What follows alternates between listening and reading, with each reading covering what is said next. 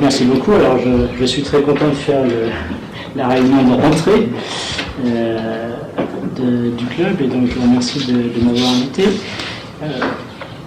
Comme toujours sur le titre qu'a évoqué Arnaud et concerne, disons, les premières années de développement des entreprises, qui est un sujet difficile.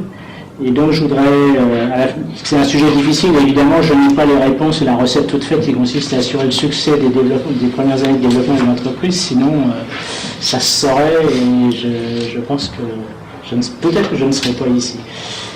Donc je vais rappeler quelque chose et des convictions fortes. Pour moi la première chose c'est si on s'intéresse, comme vient de le rappeler Pierre, mon background est essentiellement recherche et science et technologie. Donc quand je pense innovation, j'ai un biais fort sur l'innovation technologique. Cela étant, quand je dis juste le mot innovation, je pense à tous les types d'innovation.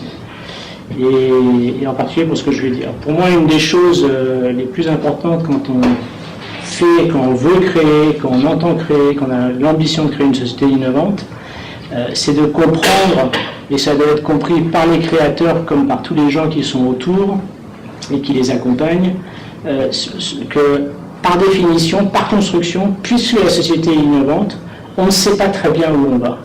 On ne peut pas apporter une innovation, c'est quelque chose de neuf, c'est une banalité qui doit être acceptée par le marché et par conséquent il n'y a pas de route droite toute écrite. Et en particulier, il y a cette idée qui est trop souvent implantée que la trajectoire est pratiquement balistique, c'est-à-dire on a des conditions initiales et puis hop, on fait partir et après la trajectoire, donc si vous avez pris les bonnes conditions initiales, ça va faire plouf 1 centimètre plus loin, si vous avez pris les très bonnes conditions initiales, vous allez vous mettre en orbite et s'il le faut, vous allez échapper à l'attraction du système de l'attraction terrestre.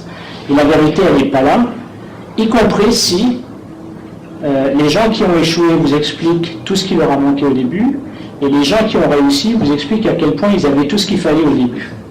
Donc il y a, pour moi c'est un premier point, c'est un peu détruire ce mythe les belles histoires sont toujours racontées a posteriori, et elles sont racontées dans une chronologie, dans une logique qui n'est pas forcément celle qui a été vécue par les individus. Et ça c'est un point important, et donc c'est une affirmation, c'est une assertion, je ne sais pas le démontrer évidemment, mais c'est une conviction forte et qu'il faut arriver à faire partager. Et je crois que c'est vraiment important pour les entrepreneurs, comme pour tous les gens, comme le club, comme Bouygues Télécom, comme moi, les incubateurs, enfin tout ce qui existe, et il y en a beaucoup, doivent être conscients de cette idée-là. Une fois que ceci posé, donc ça veut dire que quand on s'intéresse au tout début de la création de l'entreprise, puisque c'est mon cas et c'est le cas ici, il y a forcément une forme on doit être dans une posture où on essaye de vérifier qu'il n'y a pas de feu rouge. Pour moi, les premières années de développement d'une entreprise, c'est évidemment des écueils, c'est évidemment des choses trappes, c'est évidemment des réussites, mais c'est surtout veiller à vérifier qu'on avance. Une des choses à laquelle je suis le plus sensible, de facto, et vous l'avez deviné implicitement, même explicitement, avec le parcours raconté par Pierre, ça commence à faire longtemps que je travaille, et donc j'ai vu passer beaucoup de projets. Et il y a toujours un moment où on se pose la question, est-ce que le projet n'est pas en train de faire du surplace? Et ça aussi c'est un sujet d'attention. C'est comment vérifie-t-on que